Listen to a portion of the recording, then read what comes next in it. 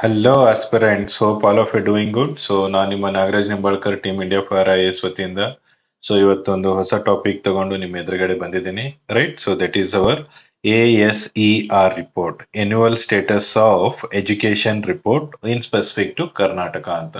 So ಇದನ್ನ ನೀವು ASER report ಅನ್ನ ಹಿಂದಿ ಒಂದು ಟರ್ಮ್ ಅಲ್ಲಿ ನೋಡೋದಾದ್ರೆ ಅಸರ್ ಅಂತ ಇದರ ಒಂದು ಅರ್ಥ ಕೊಡುತ್ತೆ. ಸೊ ಅಸರ್ ಅಂತಂದ್ರೆ ಇಂಪ್ಯಾಕ್ಟ್. ಸೊ ಈ ಒಂದು ಎಜುಕೇಶನ್ ಸಂಬಂಧಪಟ್ಟಿರ್ತಕ್ಕಂಥ ಈ ಒಂದು ರಿಪೋರ್ಟ್ ಏನಿದೆ, ಎನ್ಯುವಲ್ ಸ್ಟೇಟಸ್ ರಿಪೋರ್ಟ್. ಸೊ ಇದರಿಂದ ನಮ್ಮ ಎಜುಕೇಶನ್ ಸಿಸ್ಟಮ್ ಅಲ್ಲಿ ಯಾವ ರೀತಿ ಲೂಪ್ ಹೋಲ್ಸ್ ಗಳಿದಾವೆ, ಯಾವ ರೀತಿ ಇನ್ನೂ ಸರ್ಕಾರ ಇದಕ್ಕೆ ಸಂಬಂಧಪಟ್ಟಂತ ಕ್ರಮಗಳನ್ನ ಕೈಗೊಳ್ಬೇಕು ಅಂತಕ್ಕಂಥದ್ದನ್ನ ಇಲ್ಲಿ ಈ ಒಂದು ರಿಪೋರ್ಟ್ ಡಿಟೇಲ್ ಆಗಿ ಎಕ್ಸ್ಪ್ಲೇನ್ ಮಾಡಿ ತೋರಿಸುತ್ತೆ. ಸೊ ಈ ಒಂದು ರಿಪೋರ್ಟ್ ನ ವರದಿ ಏನಿದೆ, ಸೊ ಇದು ಸರ್ಕಾರಕ್ಕೆ ಹೊಸ ಹೊಸ ಯೋಜನೆಗಳನ್ನು ರೂಪಿಸೋದಾಗಿರ್ಬಹುದು ಅಥವಾ ಒಂದು ಹೊಸ ಪ್ರಾಜೆಕ್ಟ್ಸ್ ಅನ್ನ ಲಾಂಚ್ ಮಾಡೋದಾಗಿರ್ಬಹುದು, ಅದಕ್ಕೆ ಅದು ಸಹಾಯಕಾರಿಯಾಗುತ್ತೆ. ಸೊ ಈ ನಿಟ್ಟಿನಲ್ಲಿ ನೋಡೋದಾದ್ರೆ ನಮ್ಮ ಸಿಲೆಬಸ್ ವೈಸ್ ಕೂಡ ಇದು ತುಂಬಾ ಇಂಪಾರ್ಟೆಂಟ್ ಆಗಿರ್ತಕ್ಕಂಥದ್ದು. Because education is N evergreen topic, right? So ನಿಮಗೆ KS ಪಾಯಿಂಟ್ ಆಫ್ ವ್ಯೂ ನೋಡೋದಾದ್ರೆ ಸ್ಕೀಮ್ ಸ್ಪೆಸಿಫಿಕ್ ಏನಾದ್ರು ಇದ್ರೆ ಅದನ್ನ ಫಿಲಿಮ್ಸ್ ಅಲ್ಲಿ ಕೇಳಿರ್ತಾರೆ. ಸೊ ಅನಾಲಿಸಿಸ್ ಓರಿಯೆಂಟೆಡ್ ಪಾರ್ಟ್ ಏನಾದ್ರು ಇದ್ರೆ ಅದನ್ನ ನಿಮ್ಗೆ ಮೇನ್ಸ್ ಅಲ್ಲಿ ಕೇಳಿರ್ತಾರೆ. ಸೊ ಹಾಗಾಗಿ ಈ ಟಾಪಿಕ್ ತುಂಬಾ ಇಂಪಾರ್ಟೆಂಟ್ ಆಗಿರ್ತಕ್ಕಂಥದ್ದು. ಸೊ ಇಲ್ಲಿ ನಾವು ಈ ಒಂದು ನ್ಯೂಸ್ ಪೇಪರ್ ಕ್ಲಿಪ್ಪಿಂಗ್ ಅನ್ನು ನೋಡೋದಾದ್ರೆ, so concerns over reading and maths. Okay, so ಇಲ್ಲಿ ಎರಡು ಆಸ್ಪೆಕ್ಟ್ಸ್ ಕೊಟ್ಟಿರ್ತಕ್ಕಂಥದ್ದಿದೆ. ಸೊ ಒಂದು ಯಾವ್ದ್ರ ಮೇಲೆ ಫೋಕಸ್ ಮಾಡ್ತಾ ಇದ್ದಾರೆ ಇವರು, ರೀಡಿಂಗ್ ಆಸ್ಪೆಕ್ಟ್ಸ್ ಮೇಲೆ. ಇನ್ನೊಂದು ಮೆಂಟಲ್ ಎಬಿಲಿಟಿ, ಅಂದ್ರೆ ನಮ್ಗೆ ಮ್ಯಾಥ್ಸ್ ಸಾಲ್ವ್ ಮಾಡ್ತಕ್ಕಂಥದ್ದು ಕೆಪಾಸಿಟಿ ಎಷ್ಟಿದೆ ಮಕ್ಕಳದು. So that shows the cognitive skills of the children, right? So ಇದು ನಮಗೆ 2024 ಅಲ್ಲಿ ನಾವು ಇವಾಗ ಇದನ್ನ ಓದ್ತಾ ಇರ್ತಕ್ಕಂಥದ್ದು. ಸೊ ಇದು ನಮಗೆ last year report. So 2023 report ಅಂತಕ್ಕಂಥದ್ದನ್ನ ಕೂಡ ನಾವಿಲ್ಲಿ ಕನ್ಸಿಡರ್ ಮಾಡ್ಬೇಕಾಗತ್ತೆ. ಸೊ ಇಲ್ಲಿ ಏನ್ ಹೇಳ್ತಾ ಇದ್ದಾರೆ ಅಂತಂದ್ರೆ, ಒಂದು class age of the 14 to 18 ಇರ್ತಕ್ಕಂಥ ಮಕ್ಕಳಿಗೆ ಸೊ ಒಂದ್ 2ನೇ ತರಗತಿ ಪಠ್ಯ ಪುಸ್ತಕ ಓದ್ಲಿಕ್ಕೆ ತುಂಬಾ ಕಷ್ಟ ಆಗ್ತಾ ಇದೆ. ಸೊ ಅಷ್ಟೊಂದು ಇಲ್ಲಿ ಒಂದು ಇನ್ನೆಬಿಲಿಟಿ, ಅಷ್ಟೊಂದು ಗ್ಯಾಪ್ ಇಲ್ಲಿ ಕಾಣ್ತಾ ಇದೆ ಅಂತ ಇಲ್ಲಿ ಹೇಳ್ಬೋದು. ಸೊ ಅದೇ ರೀತಿ ಇಲ್ಲಿ ನೋಡೋದಾದ್ರೆ ಮಕ್ಕಳ ಕಲಿಕಾ ಮಟ್ಟದಲ್ಲಿ ಇಳಿಕೆ ಆಗಿದೆ ಅಂತ ಈ ಒಂದು ASER ರಿಪೋರ್ಟ್ ಏನಿದೆ ಇದು ನಮ್ಗೆ ಹೇಳ್ಕೊಡ್ತಾ ಇದೆ. ಸೊ ಇದನ್ನ ಈ ಒಂದು ರಿಪೋರ್ಟ್ ಅನ್ನ ಇದರ ಕಂಟೆಕ್ಸ್ಟ್ ಅನ್ನ ನಾವಿಲ್ಲಿ ಓದೋದಾದ್ರೆ 18th ರಿಪೋರ್ಟ್ ಇರ್ತಕ್ಕಂಥದ್ದು, annual status of education report. ಇದರ ರಿಪೋರ್ಟ್ ಹೆಸರು ಬಂದ್ಬಿಟ್ಟು ASER 2023 beyond basics, released by the NGO Pratham. So ನಮ್ಗೆ ಇಲ್ಲಿ ಕ್ಲೇಮ್ಸ್ ಪಾಯಿಂಟ್ ಆಫ್ ವ್ಯೂ ಆಗಿರ್ಬೋದು ಅಥವಾ ಮೇನ್ಸ್ ಅಲ್ಲಿ ಬರಿಬೇಕಾದ್ರೂ ಕೂಡ ಕೆಲವೊಂದು NGOಗಳು ತುಂಬಾ ಇಂಪಾರ್ಟೆಂಟ್ ಆಗುತ್ತೆ. ಸೊ ಅಂತದ್ರಲ್ಲಿ ಪ್ರಥಮ್ NGO ಏನ್ ಮಾಡುತ್ತೆ ಅಂತಂದ್ರೆ ನಮಗೆ, so they release the report regarding education status. ಅದೇ ರೀತಿ ಲ್ಯಾಂಡ್ಸೆಂಟ್ ಅಂತ ಒಂದು ಬರುತ್ತೆ. ಸೊ ಅದು ನಮಗೆ ಹೆಲ್ತ್ ರಿಲೇಟೆಡ್ ಆಸ್ಪೆಕ್ಟ್ಸ್ ಏನಿದೆ ಅದು ಒಂದು ರಿಪೋರ್ಟ್ ಅನ್ನ ರಿಲೀಸ್ ಮಾಡುತ್ತೆ. ಸೊ ಇನ್ನೊಂದು ನಮಗೆ ಇನ್ಇಕ್ವಾಲಿಟಿ ರಿಲೇಟೆಡ್ ಒಂದು ಸಂಸ್ಥೆ ಅಂತ ಹೇಳ್ಬೋದು, ಆಕ್ಸ್ಫಾರ್ಮ್ ಅಂತ. ಸೊ ಅವರು ಈ ಒಂದು ಇಂಡಿಯಾದಲ್ಲಿ ಇರ್ತಕ್ಕಂಥ ಇನ್ಇಕ್ವಾಲಿಟಿ ಸ್ಟೇಟಸ್ ಏನಿದೆ, ಬಡವ ಶ್ರೀಮಂತ ಏನಿದೆ, ಸೊ ಆ ನಿಟ್ಟಿನಲ್ಲಿ ಅದನ್ನ ನಮಗೆ ರಿಪೋರ್ಟ್ ಮುಖಾಂತರ ಹೇಳಿರ್ತಾರೆ. ಸೊ ಈ ಒಂದು ಅಸರ್ ರಿಪೋರ್ಟ್ ಏನಿದೆ ಇದು 28 ಜಿಲ್ಲೆಗಳು, ರೈಟ್? ಸೊ ಮತ್ತು 26 ರಾಜ್ಯಗಳನ್ನ ಸೇರಿದಂತೆ so almost 14 to 18 years of age ಮಕ್ಕಳನ್ನ ಇದರಲ್ಲಿ ಕವರ್ ಮಾಡಿರ್ತಾರೆ. ಸೊ ಅದ್ರ ಜೊತೆಗೆ ಇದು ಅಸರ್ ಅಥವಾ ASER ಅಂತ ನಾವ್ ಏನ್ ಕರಿತೀವಿ, ಸೊ ಇದು citizen led household survey. Okay, so since ಇದು ಒಂದು NGO ಥ್ರೂ ನಡೀತಕ್ಕಂಥದ್ದು ಇರೋದ್ರಿಂದ, ಸೊ ಈ ಒಂದು NGO ರಿಪೋರ್ಟ್ ನಮಗೆ UPSC ಆದ್ರೂ ಕೂಡ this is important, NGOs role of the NGOs and all. So KPSCಗೂ ಕೂಡ ಇದು ತುಂಬಾ ಇಂಪಾರ್ಟೆಂಟ್ ಆಗಿರ್ತಕ್ಕಂಥದ್ದು. ಸೊ ಇದು ಏನ್ ತೋರಿಸುತ್ತೆ ಅಂದ್ರೆ ನಮಗೆ children schooling and learning, specially ಯಾವ ಭಾಗದಲ್ಲಿ, ರೂರಲ್ ಇಂಡಿಯಾ ಭಾಗದಲ್ಲಿ. ಈ ಗಾಂಧೀಜಿ ಅವರು ಹೇಳಿದಂಗೆ ನಿಜವಾದ ಭಾರತ ಇರ್ತಕ್ಕಂಥದ್ದು ಹಳ್ಳಿಗಳಲ್ಲಿ. ಸೊ ಹಳ್ಳಿಗಳಲ್ಲಿ ಅಂತಂದ್ರೆ ಕೇವಲ ಅಗ್ರಿಕಲ್ಚರ್ ಆಕ್ಟಿವಿಟೀಸ್ ಮಾತ್ರ ಸೀಮಿತವಾಗಿರದೆ, so have to look after the other activities also. ಇವಾಗ ಹಳ್ಳಿ ಅಂತ ಬಂದಾಗ ಅಲ್ಲೂ ಕೂಡ ನಮ್ಗೆ ಹ್ಯೂಮನ್ ರಿಸೋರ್ಸ್ ಇರುತ್ತೆ. ಸೊ ಮಾನವ ಅಭಿವೃದ್ಧಿ ಅಂತ ಬಂದಾಗ ಮುಖ್ಯವಾಗಿ ಮೇಜರ್ ಫೋಕಸ್ ಆಗ್ತಕ್ಕಂಥದ್ದು ಎಜುಕೇಶನ್ ಮೇಲೆ, ಮತ್ತೆ ಆರೋಗ್ಯದ ಮೇಲೆ, ಮತ್ತೆ ಅವರಿಗೆ ಕೊಡ್ತಕ್ಕಂಥ ಒಂದು ಸ್ಕಿಲ್ಗಳ ಮೇಲೆ. ಸೊ ಈ ನಿಟ್ಟಿನಲ್ಲಿ ಈ ಒಂದು ರಿಪೋರ್ಟ್ ಅಥವಾ ಈ ಒಂದು NGO ಏನಿದೆ ಪ್ರಥಮ NGO, ಸೊ ಅವರು ಸ್ಪೆಷಲಿ ಗ್ರಾಮೀಣ ಮಕ್ಕಳ ಒಂದು ಈ ಒಂದು ಎಜುಕೇಶನ್ ವೈಸ್ ನೋಡೋದ್ರೆ ಕಾಗ್ನೇಟಿವ್ ಸ್ಕಿಲ್ ಎಷ್ಟಿದೆ, ಅವರ ಒಂದು ಬುದ್ಧಿ ಕ್ಷಮತೆ ಮಟ್ಟ ಎಷ್ಟಿದೆ ಅಂತಕ್ಕಂಥದ್ದನ್ನ ಈ ಒಂದು ಸರ್ವೆಯಲ್ಲಿ ಚೆಕ್ ಮಾಡ್ತಾ ಇರ್ತಾರೆ. ಸೊ ಇವ್ರೇನ್ ಮಾಡಿದ್ದಾರೆ ಅಂತಂದ್ರೆ, 1 rural district was surveyed in each major state with exception to UP and Madhya Pradesh, where 2 rural districts were surveyed.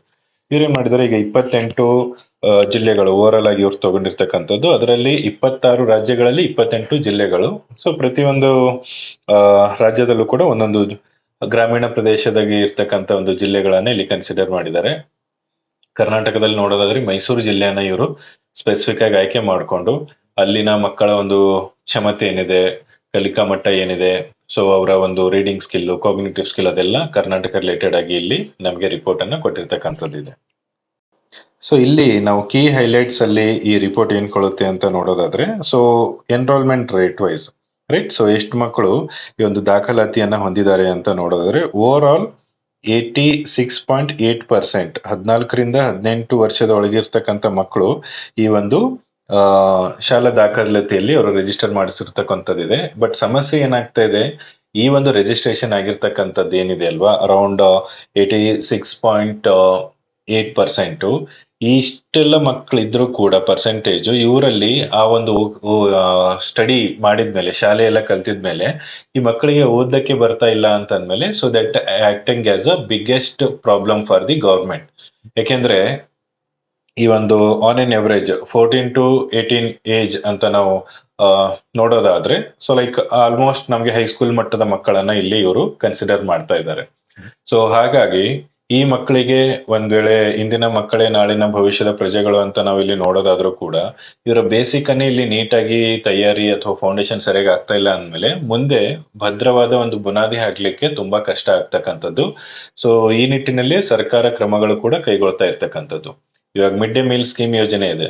So ಅದು ಕೇವಲ ಶಾಲಾ ದಾಖಲಾತಿ ಜಾಸ್ತಿ ಮಾಡ್ಲಿಕ್ಕಿದೆಯಾ, ಅಥವಾ ನಿಜವಾದ ಯಾರೆಲ್ಲ ಮಕ್ಕಳು ದಾಖಲಾತಿ ಮಾಡಿದ್ರೆ ಅವರ ಕಲಿಕಾ ಮಟ್ಟ ಕೂಡ ಅಷ್ಟು ಮಟ್ಟಿಗೆ ಇಂಪ್ರೂವ್ಮೆಂಟ್ ಆಗಿದೆ ಅಂತಕ್ಕಂಥದ್ದನ್ನೇ ಈ ಒಂದು ರಿಪೋರ್ಟ್ ಸ್ಕೀಮ್ ವೈಸ್ ಆಗಿರ್ಬೋದು, ಒಂದೊಂದು ಡಿಸ್ಟಿಕ್ ವೈಸ್ ಆಗಿರ್ಬೋದು, ರೂರಲ್ ಏರಿಯಾ ವೈಸ್ ಆಗಿರ್ಬೋದು, ಇದು ನಮಗೆ ಸರ್ವೆ ಮಾಡಿ ಕೊಡ್ತಾ ಇದೆ. ಸೊ ಅದಾದ್ಮೇಲೆ ವೊಕೇಶನಲ್ ಟ್ರೈನಿಂಗ್ ಸಂಬಂಧಪಟ್ಟಂತೆ 5.6% are taking vocational training are related courses. So vocational training is more ಪ್ರಿವಿಲೆಂಟ್ among the college level students.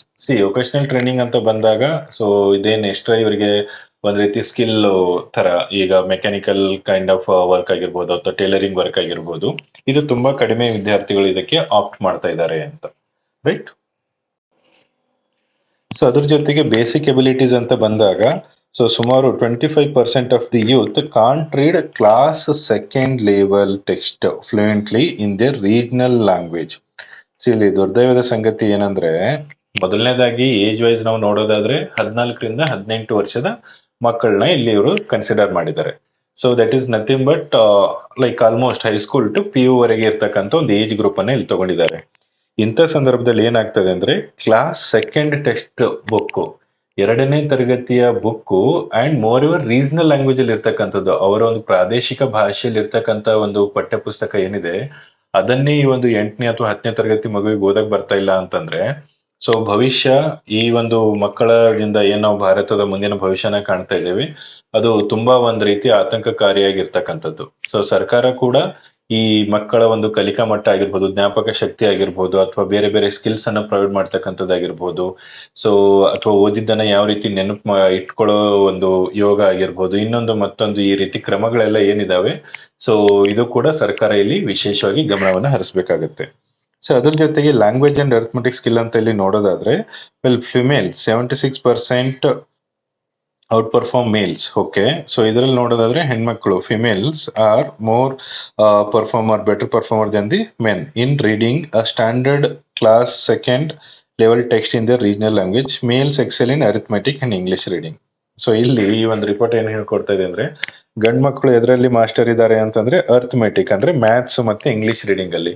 So ಅದೇ ನಾವು ಹೆಣ್ಮಕ್ಳು ನೋಡೋದಾದ್ರೆ, ಸೊ ಅವರು ಪ್ರಾದೇಶಿಕ ಭಾಷೆಯಲ್ಲಿ ಇರ್ತಕ್ಕಂಥ ಕ್ಲಾಸ್ ಸೆಕೆಂಡ್ ಬುಕ್ ಓದೋದ್ರಲ್ಲೆಲ್ಲ ಸೊ ಒಂದ್ ರೀತಿ ಎಕ್ಸ್ಪರ್ಟ್ ಇದ್ದಾರೆ ಅಂತ ಈ ಒಂದು ರಿಪೋರ್ಟ್ ನಮ್ಗೆ ಹೇಳ್ತಾ ಇದೆ. ಸೊ ಆಲ್ರೆಡಿ ನಿಮ್ಗೆ ಇವಾಗ ಇಲ್ಲಿ ನಾವು ರಿಪೋರ್ಟ್ ಅಲ್ಲಿ ನೋಡಿರೋ ಹಾಗೆ, ಇವರು ಅರೌಂಡ್ 28 ಸ್ಟೇಟ್ಸ್ ಗಳಲ್ಲಿ 26 ಜಿಲ್ಲೆಗಳನ್ನ ಒಂದ್ ರೀತಿ ಆಯ್ಕೆ ಮಾಡಿಕೊಂಡು, ಸೊ ಪ್ರತಿ ರಾಜ್ಯದಲ್ಲಿ ಒಂದು ಜಿಲ್ಲೆ ಅಂತ ಇವರು ಕನ್ಸಿಡರ್ ಮಾಡಿರ್ತಕ್ಕಂಥದ್ದಿದೆ. ಕರ್ನಾಟಕದಲ್ಲಿ ನಾವು ಸ್ಪೆಸಿಫಿಕ್ ಆಗಿ ನೋಡೋದಾದ್ರೆ ಮೈಸೂರು ಜಿಲ್ಲೆಯನ್ನ ಇವರು ಆಯ್ಕೆ ಮಾಡ್ಕೊಂಡಿದ್ದಾರೆ. ಸೊ ಮೈಸೂರು ಜಿಲ್ಲೆಗೆ ಸಂಬಂಧಪಟ್ಟಿರ್ತಕ್ಕಂಥದ್ದು ರಿಪೋರ್ಟ್ ನಾವಿಲ್ಲಿ ನೋಡೋದಾದ್ರೆ, so 71.5% of them can at least read a standard of class second level and 61.2% at least read sentences in English. So comparatively better ಇದೆ ಮೈಸೂರು ಕಂಡೀಷನ್ ಇಲ್ಲಿ. So students of the age group 14 to 18 years in Mysore district performed better than the national average on being able to do everyday calculations such as adding weights ಆಗಿರ್ಬೋದು, measuring length hard ಆಗಿರ್ಬೋದು. So ಈ ರೀತಿ ಇವ್ರು ಏನ್ ಮಾಡಿದ್ದಾರೆ, ಕೆಲವೊಂದು technique ಅನ್ನ ಇಲ್ಲಿ ಬಳಸ್ಕೊಂಡಿದ್ದಾರೆ. ಸೊ ಒಟ್ಟಾರೆ ನಮ್ಗೆ ಮಕ್ಕಳ ಒಂದು ಬುದ್ಧಿ ಕ್ಷಮತೆ ಆಗಿರ್ಬೋದು ಅಥವಾ ಕಾಗ್ನಿಟಿವ್ ಸ್ಕಿಲ್ ಆಗಿರ್ಬೋದು, ಅದನ್ನ ಇಲ್ಲಿ ಇವರು ಈ ಒಂದು ರಿಪೋರ್ಟ್ ಅಥವಾ ಸರ್ವೆ ಮುಖಾಂತರ ಚೆಕ್ ಮಾಡ್ತಾ ಇದ್ದಾರೆ. ಸೊ ಇಲ್ಲಿ ಇನ್ನೊಂದು ಮುಖ್ಯವಾಗಿ ನಮಗೆ ರಿಸಲ್ಟ್ ಅಲ್ಲಿ ಗೊತ್ತಾಗಿರ್ತಕ್ಕಂಥದ್ದು ಏನಿದೆ ಅಂತಂದ್ರೆ, so stem, that is science, engineering and information technology, is an unpopular stream in Mysore with only 20.2% of the youth getting enrolled. So ಇವರು ಏನ್ ಮಾಡ್ತಾ ಇದಾರೆ ಅಂದ್ರೆ, ಸ್ವಲ್ಪ ಸೈನ್ಸ್ ಇರ್ತಕ್ಕಂಥ ಸಬ್ಜೆಕ್ಟ್ಸ್ ಏನಿದೆ ಇದ್ರ ಮೇಲೆ ಆಸಕ್ತಿಯನ್ನ ಕಡಿಮೆ ತೋರಿಸಿದ್ದಾರೆ.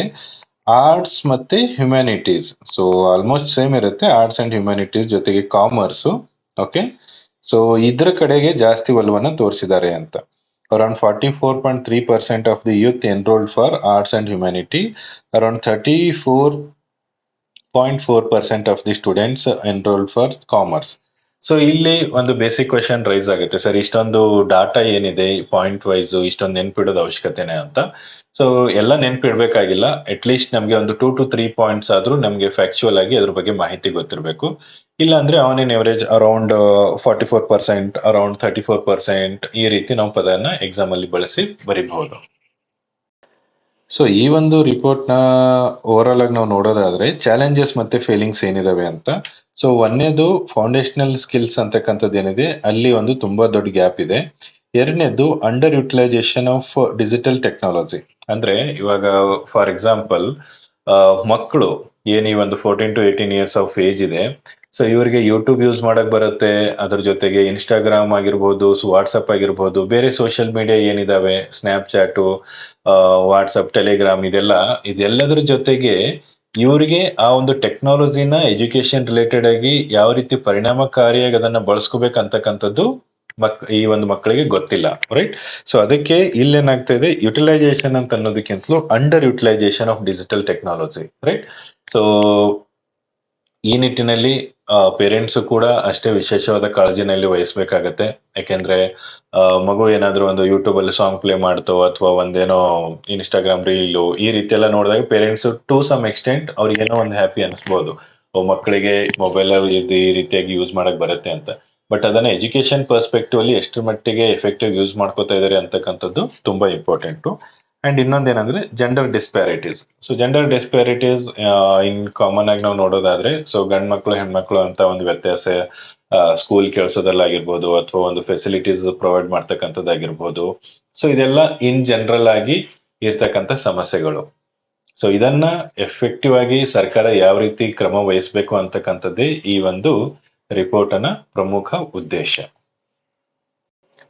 ಸೊ ಹಾಗಾದ್ರೆ ಓವರ್ ಆಲ್ ಆಗಿ ನಾವು ಕೇಂದ್ರ ಸರ್ಕಾರ ಆಗಿರ್ಬೋದು, ರಾಜ್ಯ ಸರ್ಕಾರಗಳಾಗಿರ್ಬೋದು, ಸೊ ತೆಗೆದುಕೊಂಡಿರ್ತಕ್ಕಂಥ ಕ್ರಮಗಳು ಯಾವಿದಾವೆ ಅಂತ.